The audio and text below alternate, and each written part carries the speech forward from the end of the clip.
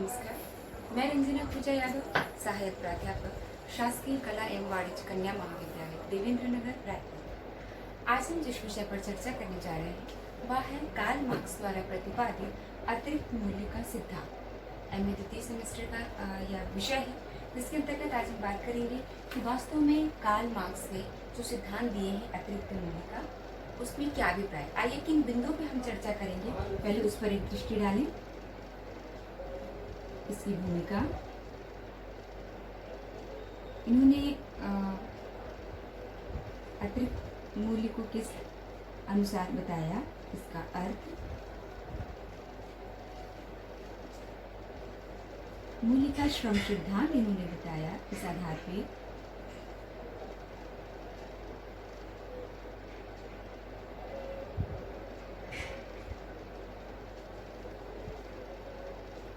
जीविका योग्य मजदूरी से इसे जोड़ा, इनकी कुछ आधारों पर आलोचना की जाती है और अंत में हम एक निष्कर्ष पर पहुंचेंगे। चलिए, सबसे पहले हम देखते हैं, भूमिका की चर्चा करते हैं। कार्ल मार्क्स ने अपने जो अधिकांश सिद्धांत दिए हैं, उन सारे सिद्धांतों पर यदि हम प्रकाश डालें तो सारे सिद्धांतों का उद्देश्य यह निकल कर आता है कि कहीं न कहीं सर्वहारा वर्ग के स्पष्ट हित कामना और जो पूंजीवादी अर्थव्यवस्था है या जो पूंजीपति वर्ग है, उनके विनाश के अवश्यंभावित स्थिति को प्रमाणित करना या प्रदर्शित करना। और इसी चरण के रूप में उन्होंने अतिरिक्त मूल्य के सिद्धांत का भी प्रतिपादन किया। मार्क्स के इस अतिरिक्त मूल्य के सिद्धांत उनकी पुस्तक दास कैपिटल में मिलती है और इस सिद्धांत में वो जो हमारे अर्थशास्त्री हैं रिकार्डो जी, उनसे विशेष रूप से प्रभावित हुए और उनके आधार पर उनसे प्रभावित होकर उन्होंने अतिरिक्त मूल्य के सिद्धांत को प्रतिपादन किया। उनका यह मानना था कि यह अतिरिक्त मूल्य का सिद्धांत कहीं न कहीं शोषण का आधार है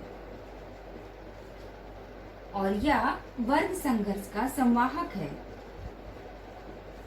दो बातों की चर्चा की, एक तो उन्होंने कहा कि यह शोषण का आधार है। उनका यह कहना है कि यह जो अतिरिक्त मूल्य है वह पूंजीपतियों के लिए एक प्रकार का हथियार है और ऐसा हथियार जिसके माध्यम से पूंजीपति न केवल अधिकतम लाभ कमाता है अपितु निरंतर रूप से और अधिकतम रूप से श्रमिक वर्गों का शोषण भी करता है और इस शोषण के माध्यम से ही वह निरंतर धनी होते जाता है और श्रमिक वर्गों को निरंतर वह निर्धन करता जाता है। यह हुआ शोषण।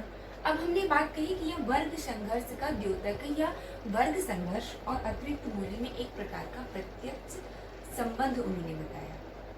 वर्ग संघर्ष पर एक प्रकाश डालने, वर्ग संघर्ष ये आशय है, इन्होंने मार्क्स ने संपूर्ण जो वर्ग की व्याख्या की समाज में वो आर्थिक आधारों पर की। इन्होंने कहा कि एक वर्ग ऐसा होता है जिसकी आर्थिक स्थिति बहुत मजबूत होती है, उत्पादन के जो साधन होते हैं, उत्पादन की जो शक्तियाँ होती हैं, उस पर उनका वर्चस्व होता है, स्वामित्व होता है। एक वर्ग वो हो गया। उस वर्ग को उन्होंने नाम दिया बुर्जुआ वर्ग। ठीक। फिर उन्होंने कहा कि एक वर्ग ऐसा होता है जो कि इन विभिन्न प्रकार के शक्तियों और स्वामित्व से वंचित होता है, उसको उन्होंने कहा सर्वहारा वर्ग। अब हम वर्ग संघर्ष की बात कर रहे हैं। अभी हमने ये कहा कि यह अतिरिक्त मूल्य शोषण का कार्य करती है। तो शोषण हो रहा है, मतलब किसका शोषण किया जा रहा है? बुर्जुआ वर्ग के द्वारा सर्वहारा वर्ग का शोषण किया जाएगा। अब इन दो वर्गों की स्थिति में इनका शोषण करके इनके द्वारा अधिक से अधिक लाभ कमाने के लिए प्रयास किए जाएंगे। तो ऐसी परिस्थिति में दोनों वर्गों के बीच में संघर्ष की स्थिति उत्पन्न हो जाती है और यही बताने का कार्य किया है कार्ल मार्क्स ने कि वर्ग संघर्ष का एक प्रमुख कारण अतिरिक्त मूल्य का सिद्धांत ही है। अब चलिए आगे बढ़कर थोड़ा देखते हैं कि इन्होंने जो यह कहा कि यह हमारे शोषण का, अर्थात जो श्रमिक वर्ग हैं उनके शोषण का आधार है और कहीं न कहीं वर्ग संघर्ष के साथ इसका प्रत्यक्ष संबंध है। तो ऐसी कौन सी बातें हैं जिनकी वजह से अतिरिक्त मूल्य एक हथियार के रूप में काम आता है? ऐसी कौन सी बातें हैं जिसकी वजह से वर्ग संघर्ष की स्थिति उत्पन्न होती है? तो सबसे पहले हम देखते हैं जिस मूल्य की इन्होंने बात की है, इन्होंने दो मूल्यों का इस्तेमाल किया। एक तो कहा प्रयोग मूल्य और दूसरा कहा विनिमय मूल्य। आइए देखिए क्या है प्रयोग मूल्य और विनिमय मूल्य। प्रयोग मूल्य से आशय है, उन्होंने कहा है यह प्रयोग मूल्य किसी वस्तु की आवश्यकता और उसकी उपयोगिता पर आधारित मूल्य कहा जा सकता है। जैसे मान लीजिए मुझे प्यास लगी है, तो मेरे लिए जब मुझे प्यास लगी है तो मेरे लिए पानी का जो मूल्य होगा, पानी का ये प्रयोग मूल्य वह सर्वाधिक होगा।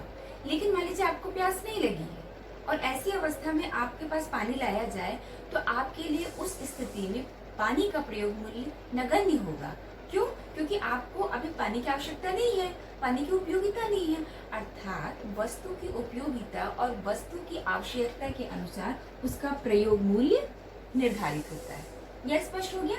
उसके बाद हम बात करते हैं विनिमय मूल्य की। मार्क्स का कहना है इस प्रयोग मूल्य की कोई विशेष भूमिका नहीं होती है मूल्य के निर्धारण में, लेकिन वस्तु का जो विनिमय मूल्य होता है उसमें श्रम की विशेष भूमिका होती है।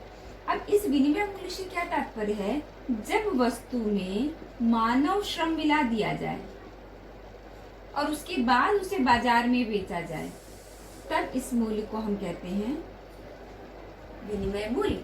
अर्थात ऐसी वस्तुओं में कहीं न कहीं श्रम की मात्रा निहित होगी।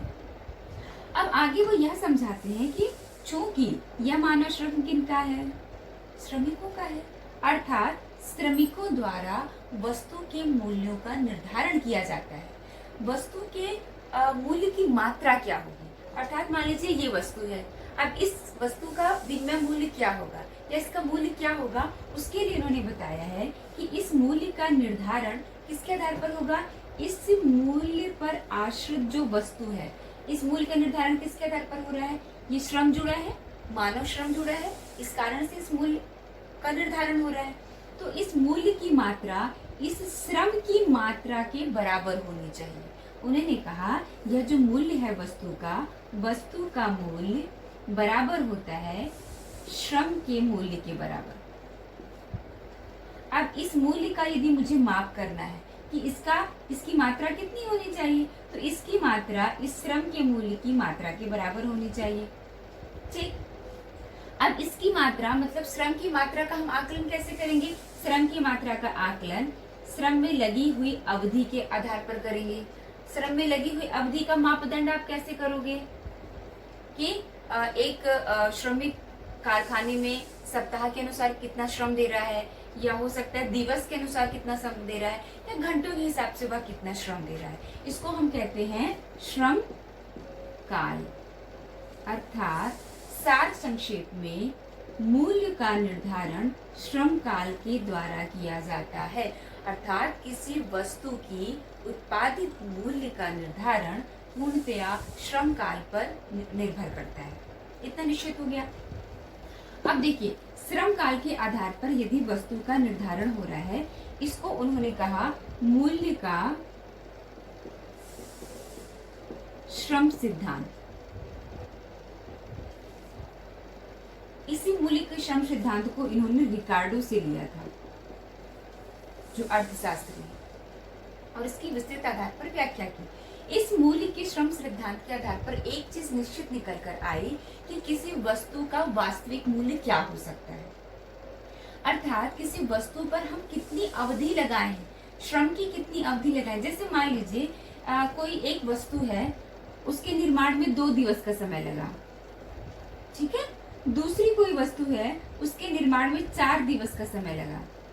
तो मार्क्स का कहना है ये जो दूसरी वस्तु है वह पहली वस्तु की तुलना में इसका मूल्य इससे 2 गुना होगा। क्यों? क्योंकि इसके निर्माण में 4 दिवस का श्रम लगा है, लेकिन इस पहली वस्तु के निर्माण में 2 दिवस का श्रम लगा है। तो जिसमें अवधि ज्यादा लगी है उसका मूल्य कम अवधि वाले श्रम वाले समय में इस वाली वस्तु पर इसका मूल्य अधिक होगा। ठीक, उसके बाद उन्होंने यह बताना शुरू किया कि यह जो मूल्य वस्तुतः श्रमिक ने पैदा किया। अब इस मूल्य का निर्धारण अपने श्रम का दान करके किसने बनाया? श्रमिक ने बनाया। अब इस जो श्रम का उन्होंने दान किया, इस श्रमिक द्वारा जिस मूल्य का निर्धारण किया गया, यह जो विनिमय मूल्य है, यह वस्तु का जो मूल्य है, इस मूल्य के बराबर इसके सापेक्ष इस श्रमिक को कितना पारिश्रमिक दिया जा रहा है या कितना वेतन दिया जा रहा है, इनके बीच का अंतर ही कहलाएगा आपका अतिरिक्त मूल्य। क्लियर हुआ? एक बार हम फिर उसको साधारण शब्दों में समझने का प्रयास करते हैं कि श्रमिक ने अपना श्रमदान करके जो उस वस्तु का मूल्य बनाया, ठीक है, ये हो गया वस्तु का मूल्य, जिसको आप वास्तविक मूल्य कह सकते हो, जिसको आप विनिमय मूल्य कह सकते हो। इस वास्तविक मूल्य के सापेक्ष उस श्रमिक को जो पारिश्रमिक प्रदान किया गया या जो वेतन प्रदान किया गया, इनके बीच का अंतर कहलाता है अतिरिक्त मूल्य। ठीक है, अब देखिए ये अतिरिक्त मूल्य में किस प्रकार से शोषण प्रारंभ हो जाता है। इसका सबसे अच्छा उदाहरण ये है कि इन्होंने कहा कि ये अतिरिक्त मूल्य कैसे शोषण करेगा, जब इसकी वैल्यू जितनी कम होगी और इसकी वैल्यू जितनी ज्यादा होगी, ये उतना अधिक आएगा। इस अतिरिक्त मूल्य पर पूरी तरीके से अधिकार किसका होता है? पूंजीपति वर्ग का। ये आंकड़ा जो निकल कर आती है, ये राशि जो निकल कर आती है, उसका एक भी अंश श्रमिक को प्रदान नहीं किया जाता है, जबकि श्रम दान श्रमिकों द्वारा किया जा रहा है। मार्क्स का यह कथन है, चूंकि यह जो अतिरिक्त मूल्य निकल कर आ रहा है वो कहीं न कहीं श्रमिकों के श्रम दान का परिणाम है, इसलिए इस अतिरिक्त मूल्य पर नियमतः न्यायपूर्वक पूर्ण तरीके से अधिकार श्रमिकों का होना चाहिए, लेकिन श्रमिकों को इसमें से कोई भी अंश प्रदान ना किया जाता है और ये पूरी की पूरी राशि अन्याय तरीके से, धोखे तरीके से पूंजीपति वर्ग द्वारा हड़प ली जाती है। अब देखिए, अब हमने जब ये इस राशि से इस राशि को घटा रहे हैं, प्रायः पूंजीपति वर्ग क्या करता है? इस अतिरिक्त मूल्य को बढ़ाने का काम करता है। क्यों बढ़ाने का काम करता है? क्योंकि इससे उसको क्या प्राप्त हो रहा है?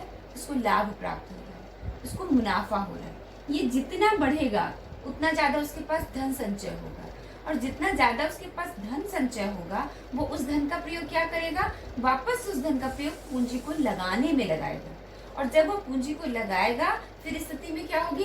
फिर से एक नया कारखाना स्थापित होगा, फिर वहां पर कुछ नए श्रमिक वर्ग आ जाएंगे, फिर वह उनके साथ शोषण करके अतिरिक्त मूल्य प्राप्त करेगा, फिर वह अतिरिक्त मूल्य से धन संचय करेगा, फिर से वो नया कारखाना स्थापित होगा। ऐसी स्थिति में क्या होगा? दो चीजें होंगी। एक तो यह व्यक्ति जो अतिरिक्त मूल्य पर मुनाफा कमा रहा है वह अधिक धनी होता जाएगा, दूसरा शोषण का कुचक्र चलना प्रारंभ हो जाएगा। शोषण का कुचक्र होगा, ये निकल पाएंगे? नहीं निकल पाएंगे, क्योंकि वो तो उसी धन से निरंतर वह धनी हो रहे हैं, वो पूंजी का निर्माण करते चले जा रहे हैं, और जो निर्धन है वह बहुत ज्यादा निर्धन होता चला जाता है। तो ऐसी परिस्थिति में वर्ग संघर्ष उत्पन्न हो जाती है, ऐसी परिस्थिति में आर्थिक असमानता उत्पन्न हो जाती है, और ऐसी परिस्थितियों की वजह से इनका निरंतर शोषण प्रारंभ हो जाता है। अब देखिए, इसके में ये अतिरिक्त मूल्य को बढ़ाने का दो तरीका है। एक तो ये वास्तविक मूल्य को बढ़ाएं, और हमने क्या कहा? वास्तविक मूल्य किस पर निर्भर कर रही है? श्रम की अवधि पर। अर्थात श्रमिक मान लीजिए पहले 8 घंटा काम कर रहा था, अब वो क्या करेंगे? उससे 12 घंटे काम करवाएंगे। ठीक, तो अब जब उससे 12 घंटे काम कराएंगे तो उसका मूल्य बढ़ा। अब पारिश्रमिक क्या कर रहे हैं? पारिश्रमिक मान लीजिए वो 300 रुपए दे रहे थे, जब वो 8 घंटे काम करवा रहे थे तो उनको पारिश्रमिक वो 300 रुपए दे रहे थे, लेकिन अभी स्थितियां कैसी हैं? अब वो 12 घंटे काम करा रहे हैं, तो नियमतः उसका पारिश्रमिक बढ़ना चाहिए, लेकिन वो पारिश्रमिक ना बढ़ाएं। और यह भी संभव है कि अभी वर्तमान परिदृश्य में जनसंख्या इतनी ज्यादा बढ़ गई है, चुनौतियां इतनी ज्यादा लोगों के सम्मुख है अपने जीवन निर्वाह की, कि लोगों के पास ऐसा विकल्प है कि यदि 300 रुपए में सामने वाले ने स्वीकृति प्रदान नहीं की तो हो सकता है 295 रुपए में उनको कोई दूसरा मजदूर प्राप्त हो जाएगा। तो वो क्या करेंगे? ऐसा मजदूर जो ढूंढेंगे जो इतनी ज्यादा विपरीत परिस्थितियों में है कि उसको 250 रुपए में भी उसमें स्वीकृति प्रदान कर दी। उनका उद्देश्य क्या हुआ? एक तो उन्होंने समय की अवधि बढ़ा दी कार्य करने की, और उनका पारिश्रमिक भी कम कर दिया, तो इसका मूल्य बढ़ गया और इसका मूल्य कम करते चले गए। उद्देश्य क्या है? ताकि इनके अंतर के माध्यम से ये अपने अतिरिक्त मूल्य की राशि को अधिक से अधिक बढ़ा सके और अधिक से अधिक लाभ कमा सके। तो ये आपको उदाहरण समझ में आया। एक बहुत अच्छा उदाहरण हम ये देखते हैं कि मान लीजिए कोई श्रमिक है, एक श्रमिक किसी कारखाने में काम कर रहा है और वह 8 घंटे काम करता है, ठीक है। इस 8 घंटे में जब वो श्रमदान करता है तो उस 8 घंटे के दौरान वह 1000 रुपए की किसी वस्तु का उत्पादन कर रहा है, ठीक। इस 8 घंटे में वो 1000 रुपए की किसी वस्तु का उत्पादन कर रहा है। अब उस व्यक्ति को पारिश्रमिक कितना दिया जा रहा है? 250। जबकि कार्ल मार्क्स का कहना है कि इस वस्तु के उत्पादन में पूरी भूमिका किसकी है, किसका श्रम दान किया जा रहा है? श्रमिकों का किया जा रहा है। तो इस पूरी राशि पर अधिकार किसका होना चाहिए? श्रमिकों का होना चाहिए। उनका कहना है कि ये 250 रुपए जो उनको प्रदान किया गया, इस 250 रुपए को तो उसने 2 घंटे में ही कमा लिया। जब 8 घंटे में 1000 रुपए की वस्तु बनी तो 2 घंटे में वो 250 रुपए की वस्तु बना चुका है, जिसका कि उसे पारिश्रमिक दिया जा रहा है। अर्थात 2 घंटे के बाद का जो 6 घंटा वो काम कर रहा है, पारिश्रमिक तो उसे मात्र 250 रुपए प्राप्त हो रहा है, जो कि उसके 2 घंटे के काम के हिसाब से सही है। लेकिन जो बचा हुआ 6 घंटा है वह किस लिए काम कर रहा है? इस बचे हुए 6 घंटे में जो वह वस्तु उत्पादित कर रहा है उसमें उस श्रमदान का उसे ना तो कोई पारिश्रमिक प्राप्त हो रहा है और ना ही उससे उत्पादित वस्तु पर इसका किसी प्रकार का कोई अधिकार है। मतलब ये पूरी तरीके से यह 6 घंटे की राशि मुनाफा के रूप में पूंजीपतियों की जेब में जाती है। इस 6 घंटे में वो मात्र और मात्र पूंजीपतियों के मुनाफे के लिए कार्य कर रहा होता है और यही है अतिरिक्त मूल्य जो पूरी तरीके से पूंजीपतियों के जेब में जाती है। इसको आप और एक सरल शब्दों में समझ सकते हैं। यह जो 250 रुपए हमने श्रमिकों को दिया उसे भी पूंजीपति क्या करता है? लागत मूल्य में शामिल कर लेता है। तो लागत मूल्य में वो शामिल करता है, तो जब वह विक्रय करने जाता है तो लागत मूल्य से कम वो वस्तु का विक्रय नहीं करता है। अर्थात जो उसने पारिश्रमिक स्वरूप प्रदान किया मजदूर को जो राशि, वह राशि भी उसके पास वापस आ जाती है और उस वस्तु का जिसने निर्माण किया 1000 रुपए, वह पूर्णतः किसके जेब में चला जाता है? पूंजीपति के। अब देखिए उन्होंने एक और सरल शब्दों में हम देखें कि एक होता है वास्तविक मूल्य, या आप इसको कह सकते हैं लागत मूल्य, ठीक है, और एक होता है विक्रय मूल्य। लागत मूल्य से तात्पर्य है कि उस जैसे मान लीजिए कोई वस्तु कच्चा माल है, उस कच्चा माल पर एक श्रमिक ने अपना श्रम किया, उस वस्तु को उपयोगी बनाया, उसके श्रमदान के उपरांत ही तो वो वस्तु उपयोगी बनी, उसका कुछ मूल्य बढ़ा, उसके मूल्य का निर्धारण हुआ। घड़ी का निर्माण करता है श्रमिक, घड़ी की सुइयां अलग अलग है, किसी उपयोग की है, कोई मूल्य होगा उसका। लेकिन जब वो उस कच्चे माल को एकत्रित करके अपने श्रमदान के माध्यम से उसको एक उपयोगी वस्तु बनाता है, तब जाके उसका कोई मूल्य निर्धारित होता है। तो अब उन्होंने कहा कि यही उसका वास्तविक मूल्य है। उन्होंने कहा जो लागत मूल्य है, मान लीजिए एक व्यक्ति जूते का निर्माण कर रहा है, कोई श्रमिक जूते का निर्माण कर रहा है और इस जूते के निर्माण में उसे मिल रहा है 6 रुपया पारिश्रमिक के रूप में, ठीक, यह उसका पारिश्रमिक हो गया। अब मान लीजिए कि उस जूते पर अतिरिक्त जो राशि व्यय हो रही है, चाहे कच्चे माल के रूप में या फिर उसको अंतिम रूप से पूर्ण करने के रूप में, किसी भी तरीके से उसमें 10 रुपए और जुड़ गए, तो कुल मिला के लागत मूल्य कितना हो गया? 16 रुपए। अब विक्रय मूल्य से तात्पर्य क्या है कि उस वस्तु को बाजार में कितने मूल्य पर बेचा जा रहा है। मान लीजिए उस वस्तु को हमने बाजार में 26 रुपए में पूंजीपति ने बेचा, तो इन दोनों के बीच का जो अंतर हुआ, मतलब लागत मूल्य और विक्रय मूल्य के जो बीच का अंतर है, इसे अतिरिक्त मूल्य की संज्ञा दी गई। अब इन दोनों के बीच का अंतर कितना आया? 10 रुपए। नियमतः कार्ल मार्क्स का कहना है कि ये 10 जो रुपए आया, इस 10 रुपए में वास्तविक अधिकार श्रमिक वर्गों का होना चाहिए, क्योंकि श्रमिकों द्वारा ही मूल्य क्या किया जा रहा है? पैदा किया जा रहा है। लेकिन श्रमिकों को जो प्रदान किया जा रहा है, जो वो प्राप्त कर रहा है, इनके बीच का जो अंतर है वह है अतिरिक्त मूल्य। इनके बीच का जो अंतर है वह है अतिरिक्त मूल्य। अर्थात जो मैंने लागत उस वस्तु पर लगाई और मैंने उस वस्तु को जितने में विक्रय किया, उन दोनों के बीच का जो अंतर होगा वो लाभ के रूप में आएगा, और उस लाभ पर श्रमिक वर्गों का कोई अधिकार नहीं होता है, बल्कि जो पूंजीपति वर्ग होता है इन पर पूरी तरीके से उन्हीं का अधिकार होता है। वजह यह होती है कि जो उत्पादन के उपकरण है उस पर वर्चस्व किसका है? पूंजीपतियों का वर्चस्व है, और उन उत्पादन के साधनों को, उत्पादन की शक्तियों को, उपकरणों को खरीदने का सामर्थ्य श्रमिक वर्गों में नहीं है। तो वह जानते हैं स्थितियां क्या है, उसके बावजूद उन्हें अपना शोषण करवाने के लिए वो बाध्य होते हैं, और इन परिस्थितियों से पूंजीपति वर्ग भी भली भांति प्रकार से भिज्ञ है। इस वजह से वह उनका निरंतर शोषण करता रहता है। अब देखिए, इसके बावजूद वो कौन सी जीविका उनको देता है? वो जो हम अतिरिक्त मूल्य की बात कर रहे हैं कि जो मूल्य श्रमिक पैदा कर रहा है वह है वास्तविक मूल्य, लेकिन जो उसको जीविकोपार्जन के लिए प्रदान किया जा रहा है वह जीवन निर्वाह हेतु दी जाने वाली मजदूरी है।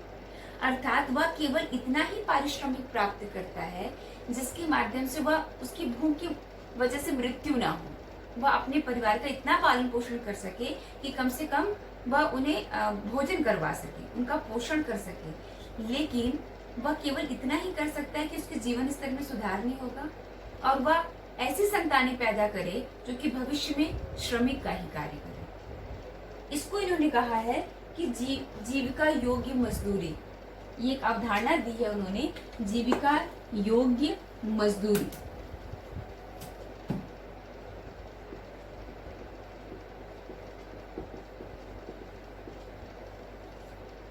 इसमें उन्होंने यही बताने का प्रयास किया कि पूंजीपति वर्ग के द्वारा जीविकोपार्जन के लिए जो उन्हें पारिश्रमिक प्रदान किया जाता है वह इतना अत्यल्प होता है कि उसमें उस व्यक्ति के द्वारा केवल निर्वाह किया जा सकता है अपने जीवन का। जीवन स्तर तो सुधारने की दूर की बात, और वो जो संतानें भी वो पैदा करता है वो केवल वही संतानें पैदा करता है जो भविष्य में चलकर श्रमिक ही बनेंगी। और इसके माध्यम से अभी जो हमने बात किया, शोषण का कुचक्र चलना प्रारंभ हो जाता है, इनकी पूंजी का संचय होना प्रारंभ हो जाता है, धन का संग्रह होना प्रारंभ हो जाता है, और ऐसी परिस्थिति में व्यक्ति दासों की भांति कार्य करने लगता है। कार्ल मार्क्स ने कहा कि जो श्रमिकों की स्थिति है वह एक दास की ही भांति है, और यह एक लंबे समय से शोषण की प्रक्रिया इनकी चलते आ रही है। इन्होंने कहा अंतर केवल इतना ही है कि दासों के साथ जो व्यवहार किया जाता था उसमें उनकी कोई स्वेच्छा नहीं होती थी, उनसे सारे कार्य करवाए जाते थे, और उसके बदले में उन्हें केवल भोजन के लिए कुछ अल्प मात्रा में, जिससे वो जीवित रह सके, कुछ अल्प मात्रा में सामग्री या भोज्य पदार्थ प्रदान कर दिए जाते थे। उसी की तुलना क्षमा कीजिएगा, उसी की तुलना उन्होंने श्रमिक वर्गों से की। उनका कहना है यहाँ पर भी श्रमिकों को केवल इतनी ही मात्रा में पारिश्रमिक प्रदान किया जाता है ताकि वह केवल जीवन निर्वाह कर सके और वह अपने जीवन स्तर को उठा ना सके, केवल इतना ही। और बस अंतर इतना है कि दासों में स्वेच्छा नहीं थी और यहाँ पर स्वैच्छिक रूप से श्रमिक वर्ग अपना शोषण करवाता है, क्योंकि यदि उससे पूछा जाता है भाई आपको इतनी राशि प्रदान की जाएगी, आप करने को इच्छुक हैं कि नहीं, वो स्वीकृति प्रदान करता है। लेकिन कार्ल मार्क्स का कहना है कि यह भी स्वेच्छा नाम मात्र की है, क्योंकि वो अपने मन से स्वीकार नहीं करता, वो अपनी परिस्थितियों की वजह से, उसे मालूम है कि उसके पास अपने श्रम के दान के अलावा और कोई चीज नहीं है जीविकोपार्जन के लिए, और वह अपने श्रम को बेचता है एक वस्तु की भांति, और एक वस्तु की भांति ही उसे एक पारिश्रमिक प्रदान किया जाता है। उसे मालूम है कि हमारे पास या पूंजीपति वर्ग के पास ऐसे बहुत से विकल्प हैं कि यदि मैंने मना कर दिया तो हो सकता है कि अन्य कोई और मजदूर प्राप्त हो जाएगा। तो वह कई विपरीत परिस्थितियों में स्वेच्छा के अनुसार जो स्वेच्छा दिखती है वह नाम मात्र की स्वेच्छा होती है, और दासों की भांति ही आज भी उनका शोषण किया जा रहा है। तो यह है अतिरिक्त मूल्य का सिद्धांत, जिसके माध्यम से मार्क्स ने यह समझाने का प्रयास किया है कि इस अतिरिक्त मूल्य के सिद्धांत के माध्यम से ही जो पूंजीपति वर्ग है वो और अधिक धनी होते जाता है और इस अतिरिक्त मूल्य पर उसका संपूर्ण अधिकार होता है और इसी के माध्यम से वह अपने वर्चस्व को, वह अपने स्वामित्व को निरंतर और नियमित रूप से बनाए रखता है। इसी की वजह से निरंतर श्रमिक वर्गों का शोषण होता है और श्रमिक वर्ग निरंतर इस शोषण के कुचक्र से बाहर नहीं निकल पाते हैं और ऐसी परिस्थिति में समाज दो वर्गों में विभाजित हो जाता है। एक वर्ग जो कि पूंजीपति वर्ग कहलाता है, जिसका कि उत्पादन के साधनों पर स्वामित्व होता है, वर्चस्व होता है, एक अधिकार होता है। एक वर्ग इन समस्त सुविधाओं से वंचित होता है और यह वर्ग संघर्ष की स्थिति निरंतर बनी रहती है। अब मार्क्स आगे चलकर यह बोलते हैं कि यदि समाज के इस भयावह स्वरूप को बदलने का विचार आए, यदि इस भयावह स्वरूप को बदलने की मनसा है, तो एक ही तरीका है कि ये जो मुनाफा की स्थिति है, ये जो लाभ कमाने की प्रवृत्ति है, इसके समस्त द्वार पर क्या कर दिया जाए, बंद किवाड़ लगा दी जाए। अर्थात मुनाफा के सारे अवसरों को नष्ट प्राय कर दिया जाए, छिन्न भिन्न कर दिया जाए और जो निजी संपत्ति की अवधारणा है वह पूर्णतया समाप्त कर दी होनी चाहिए और जो सामूहिक पूंजी है यह अस्तित्व में लाई जानी चाहिए। तभी सही मायनों में वर्ग विहीन समाज की कल्पना की जा सकती है। एक ऐसा समाज जहां ना पूंजीपति वर्ग होगा, एक ऐसा समाज जहां पर कोई सर्वहारा वर्ग नहीं होगा, ना ही कोई शोषक होगा और ना ही कोई शोषित होगा। लेकिन इनके इस सिद्धांत की अनेक आधारों पर आलोचना भी की गई। आइए देखें किन आधारों पर मार्क्स के अतिरिक्त मूल्य के इस सिद्धांत की, इस आर्थिक सिद्धांत की आलोचना की गई। तो सबसे पहला इन्होंने जो कहा कि मूल्य का एकमात्र निर्धारण किसके माध्यम से बताया, श्रम काल के। जबकि अन्य विद्वानों ने, अन्य विचारकों का यह कहना था कि वस्तु के मूल्य का निर्धारण केवल और केवल श्रम की अवधि के आधार पर या श्रम की मात्रा के आधार पर किया जाए या एकांगी व्याख्या होगी। कहीं न कहीं इस मूल्य के निर्धारण में भूमि, पूंजी, मशीनरी, प्रबंध, कच्चा माल, ऐसे बहुत से अन्य वस्तुएं हैं, ऐसे बहुत से अन्य कारक हैं जो कि उस वस्तु के मूल्य के निर्धारण में एक महत्वपूर्ण भूमिका निभाते हैं। दूसरा, इनका इस आधार पर आलोचना की जाती है कि इन्होंने शारीरिक श्रम पर, किसके शारीरिक श्रम पे, श्रमिकों के शारीरिक श्रम पर आवश्यकता से अधिक बल दिया। इनका यह कहना है कि जो भी लाभांश प्राप्त होता है, जो भी अतिरिक्त मूल्य आता है, उस पर एकमात्र अधिकार श्रमिकों का है, क्योंकि सर्वाधिक शारीरिक श्रम उन्होंने दिया है। लेकिन इसके कारण वह जो पूंजीपति वर्ग का तकनीकी क्षमता है, तकनीकी ज्ञान है, जो उनका तकनीकी कौशल है, या यूं कहिए जो उनका मानसिक श्रम है, उसकी वो पूरी तरीके से उपेक्षा कर जाते हैं और वह आवश्यकता से अधिक शारीरिक श्रम को बल देते हैं। इस आधार पर भी उनकी आलोचना की जाती है। एक आलोचना का और आधार यह है कि संपूर्ण, जो उन्होंने यह बात कही है कि जितना भी अतिरिक्त मूल्य है यह पूरी तरीके से पूंजीपति की जेब में जाती है। इस बात का खंडन किया जाता है कि जितनी अतिरिक्त मूल्य की राशि आती है वह पूरी तरीके से श्रमिकों, पूंजीपति की जेब में नहीं जाती, क्योंकि पूंजीपतियों को कारखानों का, मशीनों का रखरखाव करना होता है, उनकी देखरेख करनी होती है, बीमा का कार्य करना होता है, बोनस का, ऐसे बहुत से प्रकरण होते हैं, ऐसे बहुत से मुद्दे होते हैं, ऐसे बहुत से उनके पास पक्ष होते हैं जिस पर उनको राशि व्यय करनी होती है।